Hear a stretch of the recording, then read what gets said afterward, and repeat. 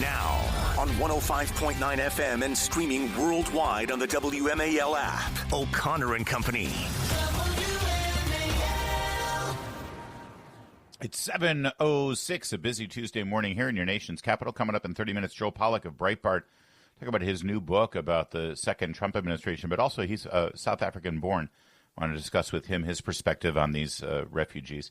8:05, Brad Burnham, Turn Therapeutics, talked to him about Trump's prescription drug order yesterday. And then at 8:35, now Gardner of Heritage Foundation. It's Larry O'Connor alongside Julie Gunlock. Good morning, Julie. Good morning. And, of course, it's Police Week. We're spending a lot of time here on O'Connor and Company honoring our law enforcement officers of all stripes across the board. And in that vein, and for other reasons having to do with the news cycle, we wanted to talk to our friend, former Capitol Police Chief Stephen Sund. Chief, thanks for joining us, and happy Police Week. Thank you very much, Julie and Larry. It's always a pleasure to join you, and every morning on WMAL it seems to be busy for you. Well, thanks for that. And, you know, you're a retired police officer, retired police chief, because famously you resigned after the events of January 6th. It was an incredibly dignified and adult thing to do. You're really the last remaining adult in the room.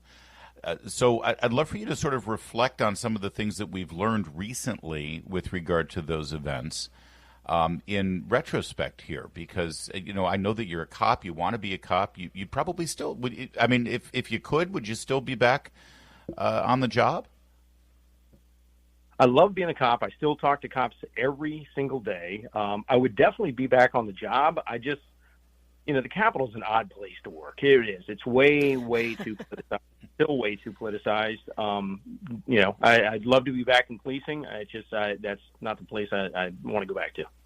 All right, but it's hard as a former cop, especially at the top of the ranks there, to have to sort of be in retirement and still sort of have that yearning, because you know that there are good cops that need good leadership.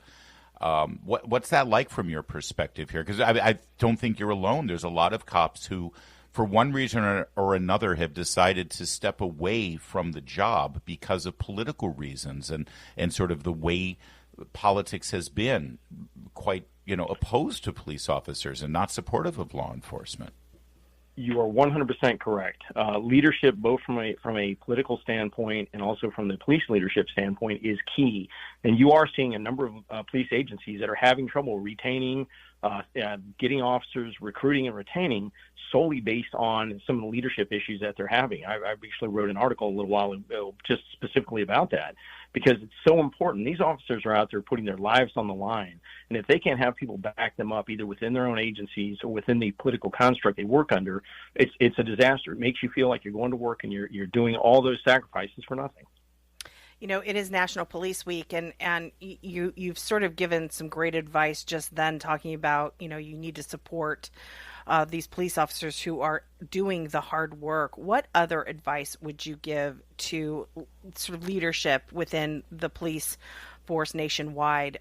What can they do to get through to political leaders that this support is needed, and they need to stop politicizing everything? You mentioned that on the Hill and how it's a weird place, but that's happening more and more now in communities across the nation. Oh, it absolutely is. What these people need to do is, people that are criticizing police, and some agencies have done it, they've been successful in getting these people to come in, go to the academy, try some of the simulations, the FATS training that they do, go out for a ride-along, see what it's like what these officers have to face on a daily basis when they can actually put themselves in the shoes working a midnight shift. You know, don't go out on the day shift or something like that. Go out when it's really busy, when these officers are away from their families and stuff like that, and see what they have to face, and then see if you still want to criticize them. I think if they can just put themselves in the officer's shoes, I think that would really go a long way. But the other thing I'd say is police leaders need to be able to relate to their officers and communicate with their officers. Our guest is Stephen Sund. He is the Capitol Police Chief on January 6th. And, of course, we know the story by now, Chief Sund, but it can't be repeated enough, that you, days ahead of time, knew that there was going to be a major demonstration that day after the president's remarks at the Ellipse. You asked for more reinforcement. You asked for National Guard. It fell on deaf ears for political reasons. Nancy Pelosi and the sergeant at arms and the mayor of D.C. did nothing to accommodate that, and of course we saw what happened on January 6th. You were the man of integrity, and you offered your resignation the next day. I've recently learned, though, Chief, that meant your retirement was. Well, you tell me what happened to your retirement and the type of retirement benefits that you were due. Did your resignation affect that? Absolutely affected it. It's hard to believe here we are 4.5 years later, and finally the truth is all coming out, exactly what I've said from day one. And for me, and I appreciate you addressing that, for me it's always been about truth, accountability, fairness, and what they need to work on is institutional reforms up there. I was forced to resign. Think about this. Speaker Pelosi goes on the air less than 24 hours after we regained control of the Capitol. No investigation, no review, no consideration, no statement from me, and forces me to resign, strip me of my pay, and you're absolutely right, of my retirement benefits. I would have been eligible just a couple of months away from the retirement. And think about that. You hit the nail on the head. Despite making 12 repeated requests for assistance, both in advance and on the day of January 6th, and repeatedly being denied. And it's interesting. You bring it up, and I'm just flabbergasted. Here we are. What's so ironic about it, let me just tell you 4 points that are just so ironic. One, based on my testimony, and I fought to testify, and I've testified repeatedly, provided all my evidence, all my phone records, all my electronic files. Congress finally changed that law that required me to repeatedly request assistance to bring in resources for my men and women. Every congressional investigation since January 6th has supported what I've said. Congress ended up issuing the Congressional Gold Medal to 17 law enforcement agencies that I had to call in when I couldn't get their permission. And in December of last December, Congress finally issued a report fully exonerating me by name, which I never expected, and I appreciate Barry Loudermilk doing that. And still, nothing has changed. So it's kind of sad. It's ironic. Congress can fix that, can't they? I mean, I know Barry Loudermilk is the chairman from Georgia. He's a good man. I've interviewed him a couple of times about this. I know that he wants the truth out, but he also wants to do it in a deliberate and responsible way. But this is something that he can do pretty quickly, couldn't he? I would think he could, and I've actually spoken to him about it. Shortly before the December 24th letter came out exonerating me, I'd actually written a letter to him asking them to reconsider what had been taken away from me after everything, all the truth's come out. He's in agreement, but like you said, he's a very deliberative and process-oriented person, so he's trying to just make sure the process is set up, and it's just, here we are 6 months later, and it's glacier speed on the hill. While we've got you, Chief, I'd love for you to comment on what happened to Ed Martin here. Ed Martin, by all reports, seemed to be really cleaning house there in the U.S. Attorney's Office and the District of Columbia and getting it back on track. And then he lost the support of Senator Thom Tillis. Now, Tillis pointed out, he said, well, this is about January 6th. But see, what I don't understand, Chief, is that everybody already got pardoned on January 6th. So Ed Martin really didn't have anything to do with that at this point, unless Senator Tillis didn't want Ed Martin asking any more questions about the decision-making process and other aspects of January 6th. What do you think?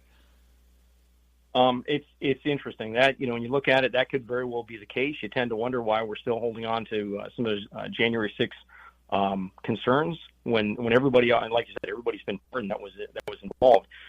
For me, the selection of the proper U.S. attorney is it resonates with me. I'm a 25-year veteran of the police department. I can tell you I've talked to law enforcement down there, and they had seen a change in the prosecutions, the number of cases that were being papered, which means they're being prosecuted by the U.S. Attorney's Office since he had gotten in there. So selecting the right U.S. attorney is important for the men and women that are patrolling down there. And think about it. You're coming into the summer months. These are the months when crime really begins to spike. DC police implement the summer crime initiative. Think about it. You just had the Mother's Day shooting, 10 people shot in the district. Yep. This is not the time to start going crime. Yeah, I agree with that. But it sounds to me like Ed Martin was getting a little too close to some powerful people, and that's why he lost support at the last minute. We know about that, Chief Sund. Listen, thank you. Hopefully we've shined some light on your situation here, and we'll hopefully get some action there. But either way, I know you're a good man, and you're exactly the kind of law enforcement official that we should highlight and celebrate here during Police Week. So thank you for your service as always. Appreciate it. Well, I greatly appreciate that, and I know there's still some whistleblowers out there within the intel community that probably need to be considered, as well as you have some officials with the department that got disciplined over some stuff. But I appreciate the support, Yes. and I can tell you this, really, all law enforcement appreciate the support that you guys and all your listeners give on a regular basis. And it being Police Week, I just say take the opportunity to get down to the National Law Enforcement Memorial. There's a inscription in the wall that says it's not how these officers that died that made them heroes, it's how they lived. Think about that, and if you see a police officer today, think of what they do. Amen, Chief. Thank you. See, that's Thanks, what I'm saying. Chief. That's a good cop. That's what you want is a good cop. I know. That's I'm the going to whole cry. point. That was so nice. WMAL, making sense of the news. Live from the Home Paramount Pest Control Studios. Home Paramount, the leader in pest control since 1939. Well, this is an absolute outrage. I don't know what to say. I'm shattered. Hopefully this will be turned around. Hopefully we can shine the light on this absolute despicable injustice. And maybe we can make a difference here, Julie Gunlock. Of course, you know I'm talking about the Democratic National Committee now planning to remove David Hogg from his national post as vice chair. And I'm speechless. David Hogg needs to stay exactly where he is. It's the best thing that ever happened to the Republican Party. Again, I can't figure out my microphone. I was giggling that whole time. Yeah, I'm a little bit giddy. I'm a little bit giddy with this news, although I do think it's so crappy. They elected him, and now they're, panicking because he's making a fool of himself and spouting off in ways that they can't agree with. First, he wants them to all become more radical and wants candidates to challenge established Democrats and, frankly, more moderate Democrats. Yes. If I may, he went further than that. He actually set up a specific political action committee to raise money from Democrats to defeat incumbent Democrats. And then have you noticed, though, Hogg has been on this whole, reversal course. So he goes on these, talk shows, and he talks about how, no, Democrats really have to moderate. He said something recently, we have to defend guys who just want to. No, hold on. No, But sorry. Every time you're about to quote one of the topics, you should see if we have the audio, because we've got it. Here he is, David Hogg, on Bill Maher. We've created a culture where we say, well, if you say the wrong thing, you're excommunicated. And that's just not how human beings work. Nobody's perfect. But ultimately, what we have to do here is figure out how to bring people back in and work towards the bigger goal of advancing the future of this country and helping young people especially get by so that they're able to focus on their lives and, getting with a young woman or something like that instead of how are they going to pay their rent, for example, or how are they working their two jobs. Young people should be able to focus on what young people should be focused on, which is how to get laid and how to go and have fun. David Hogg for president, ladies and gentlemen. All right, so He's first so of all, gross. I mean, to suggest, we have a real problem, we should stop this cancel culture thing. David Hogg was he's the architect of it. Band leader of cancel culture. Are you kidding me? It's also incredibly insulting to young men. All young people want to do is get laid and have fun. I know. That's kind of insulting, by the way. Yeah, Is that all you want to do, David that's Hogg? exactly right. No, you've been a political activist since you were 16 years old. So you're just that much more superior than the typical young person? That's outrageous and offensive. It ignores what the problem is for young men. They're being told that they're toxic masculinity, that everything is their fault, and what men want is purpose and meaning in their life, not to party and get laid. He's such a snake. You can tell he got in trouble for going too far left. So now he's trying to reverse. But he is the most soulless, empty person. He just is trying to sort of follow the trends and be this cool guy because he went too far.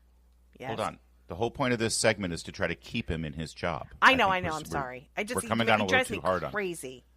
Oh, wait, maybe the DNC will like that. The fact that we don't like him might actually work in his favor. Yes, true.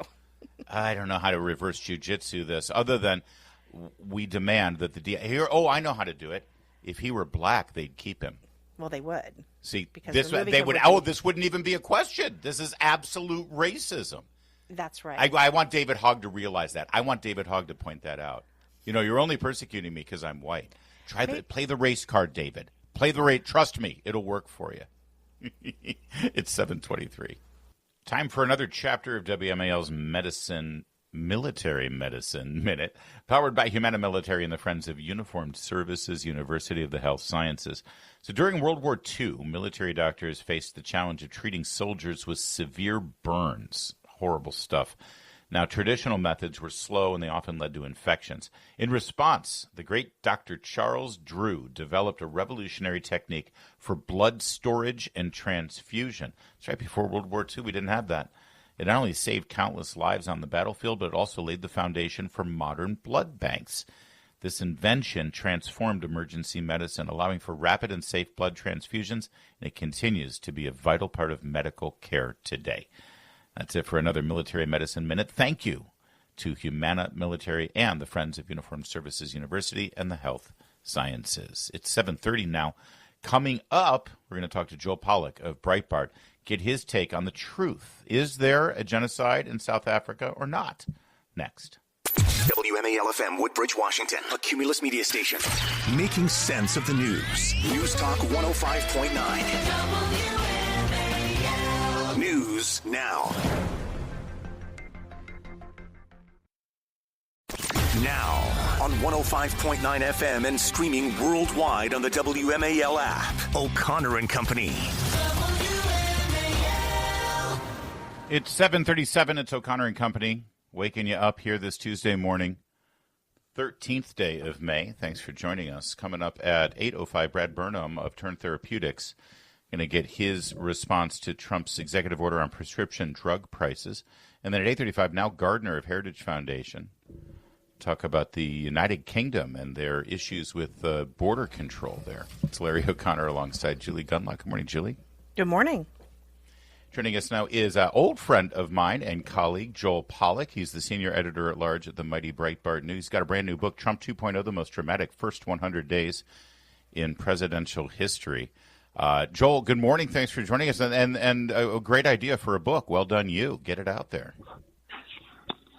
Well, I thank you, Larry, and a great idea for a wedding this last weekend. You know, oh yes, thank you. Well, I know you're no stranger to United States Navy presence at a wedding ceremony, so I'm glad you liked the pictures. And to that end, I mean, give our listeners a little bit of a background about you, and because we want to talk about what's going on in South Africa right now and your direct connection to that country. Well, I was born there in 1977, and my parents immigrated to the United States when I was about 8 weeks old. So really, for all intents and purposes, I grew up as an American in the Chicago suburbs. But we did go back a couple of times to visit relatives. And then after 1994, when South Africa became a non-racial democracy, I took more of an interest in the place. And I actually went back to South Africa in 2000 as a Rotary ambassadorial scholar. And I ended up staying on, and that's where I started my career in journalism and got involved in political speech writing. So really developed, I think, a political consciousness there, and ended up spending 7 years there before coming back to the United States and going to law school at Harvard. But I did get to know it pretty intimately, and yes, I met my wife there actually in the South African Parliament. She brought back a little souvenir, as they say. Yes, I did. Well done, you. Intern. And a lovely Navy veteran she is in her own right, by the way. So, yes, she eventually joined the U.S. Navy, and she served in the reserve for 11 years. But before that, she was the intern across the hall, and the office scandal that had a happy ending. Probably looking back, the entire thing was illegal, and I should have been fired. But yes. Well, listen, if Joe and Mika can have their Me Too situation have a happy ending, certainly you guys can as well. So who are we to judge, Joel? So give me your insight here, because it seems very hard to get a hard and fast answer to the question of whether there is an epidemic of racially motivated and politically motivated murders going on in South Africa right now. And it seems like the only sources out there that are denying it are the admittedly very corrupt South African government, who, generally speaking, corrupt governments who oversee this kind of mayhem are not going to admit to it. American so what Democrats. do you think, Joel? Yeah, exactly. Well, first of all, it's important to acknowledge there's a general background of murder in South Africa. South Africa is a very dangerous society. Crime rose there after the political transition began, as there was a general breakdown of law and order. Things improved steadily until about 2010, around the time that South Africa hosted the World Cup, which, looking back, was probably the pinnacle of post-apartheid South African achievement.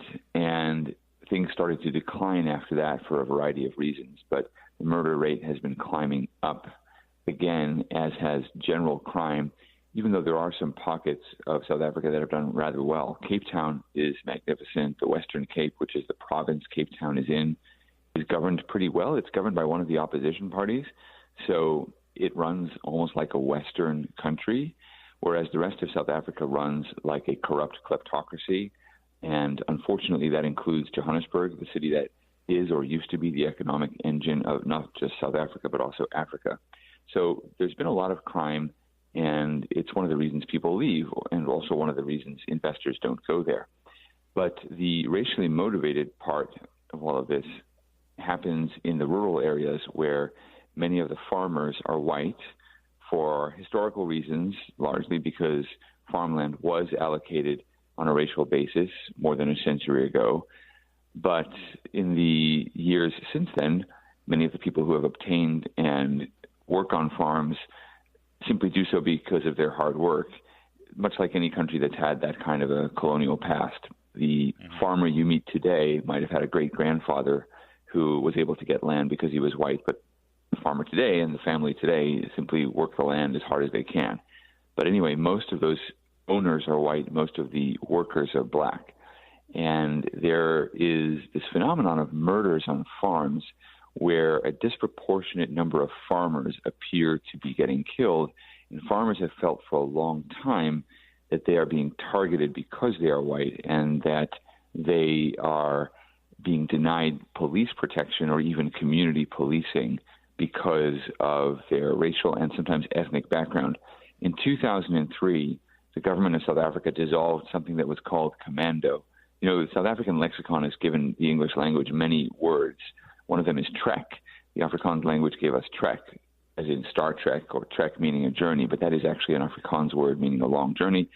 And commando is one of the words that comes out of the South African experience, and they've had this rural police organization called the commando for a century, basically. South Africans were self-policing, but the government didn't like that. They don't have a Second Amendment that we do, and the government decided that too many of these farmers were armed and they were conducting their own police patrols, and they didn't like that, so they disbanded the rural commando, and that left the farms even more vulnerable. So many farmers feel like there's been a racial and political motivation to the farm murders and certainly to the indifference of the government toward the farm murders. There was this idea before 1994 that there was going to be a violent revolution. Black South Africans would essentially throw white South Africans off the land and out of the country. That didn't happen on a national scale, but many farmers suspect that a generation of black South Africans, many of whom were educated to expect that kind of violent overthrow, is quietly carrying out that revolution because of the racial disparities in land ownership. So it's very hard to tell. You'll hear different stories from different people. The government will say, well, the police statistics don't report a disproportionate number of white people being singled out for murder because there are a lot of black victims of murder. But if you look at those statistics more carefully, there is certainly a case to be made that the farm murders are racially motivated. And when you look at what happens in some of these murders, how graphic some of them are, they do appear to have a kind of sadistic motivation that can only be explained in racial or political terms. And it appears that the government has set up a legal status or lack thereof for these farmers, where they're doing nothing about the murders, it appears, and they're now being removed from their land that they've had because of their race. I guess I got to ask you quickly because we're out of time, but based on your educated opinion, as you see this, is it appropriate to grant asylum status to these 59 white South African refugees who have come here claiming that status? Because that seems to be controversial, whether they should receive asylum.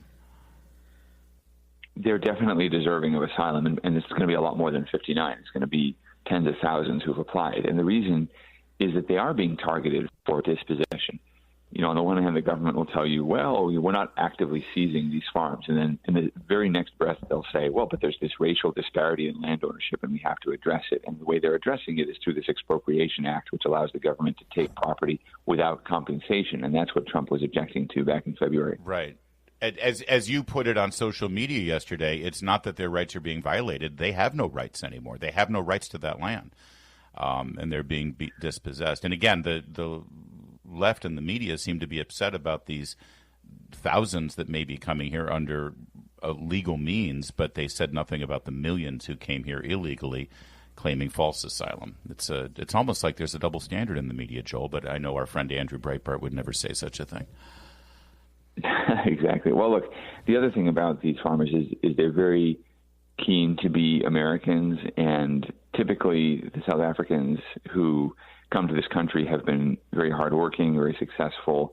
I'm generalizing, of course, but these are South Africans who have many of the same values that Americans do. It's not a question of importing a population that comes from a culture that is completely different to ours. These are people who want to work hard, they're not looking for government handouts. Yeah, absolutely. Right. All right, we got to leave it there. Joel, we're way over time, but we're very excited to have you. Thank you for giving us your expertise. And everybody buy Joel's book, Trump 2.0, The Most Dramatic First 100 Days in Presidential History.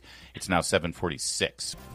Making sense of your world. Talk radio is where I get all of my information. News Talk 105.9 WMAL. Making sense of the news. Later this morning on the Chris Plante Show, Congresswoman Jasmine Crockett knows who the Democrats want to run for president. The safest white boy we can find. 9 a.m. on WMAL. So you remember that the U.S. and the United Kingdom reached a trade agreement last week. They had that pretty fun phone call with the ambassador standing over the president's shoulder saying, oh, thanks, by the way, for that 3 a.m. phone call asking for more from us. We really appreciate it. It was very funny stuff. Well, yesterday, the Prime Minister of the United Kingdom, Keir Starmer, made a remarkable announcement having to do with immigration, border issues at the UK. I never thought I'd hear a Prime Minister of the United Kingdom say this, especially one representing the Liberal Party. But here he is, cut 13. Let me put it this way. Nations depend on rules, fair rules. Sometimes they're written down. Often they're not. But either way, they give shape to our values, guide us towards our rights, of course, but also our responsibilities, the obligations we owe to each other. Now, in a diverse nation like ours, and I celebrate that, these rules become even more important. Without them, we risk becoming an island of strangers, not a nation that walks forward together. So when you have an immigration system that seems almost designed to permit abuse, that encourages some businesses to bring in lower-paid workers rather than invest in our young people. Is he making Britain great again? Is this the MABA movement? I think this is the Trump effect, Larry. I think that's what we're saying. And he also said, if you want to live in the UK, you should learn to speak English. So we're raising English language requirements for everyone coming to this country. It's his party that created this mess.